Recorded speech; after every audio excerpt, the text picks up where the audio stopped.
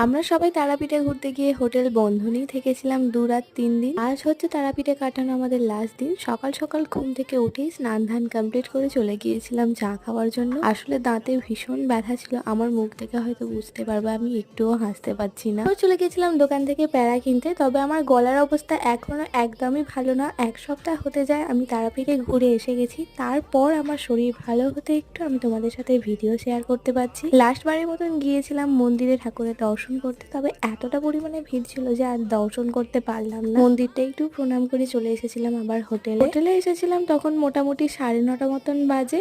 এসেই তো দুপুরে খাওয়া দাওয়াটা সারলাম, তার কারণ দুপুরে আজকে তাড়াতাড়ি বেরোতে হবে। সকাল সকাল দুপুরে খাওয়া দাওয়াটা কমপ্লিট করে আমরা সবাই মিলে এখানে একটু বসে বসে গল্প করছিলাম কার কেমন ঘোরাঘুরি হলো সেই সমস্ত কিছু হয়ে যাওয়ার পর মোটামুটি 12টা নাগাদ আমরা রওনা দিয়েছিলাম ওখান থেকে। তারপর একটা জায়গায় গিয়েছিলাম, সেটা নিয়ে খুব তাড়াতাড়ি আসছি। টাটা।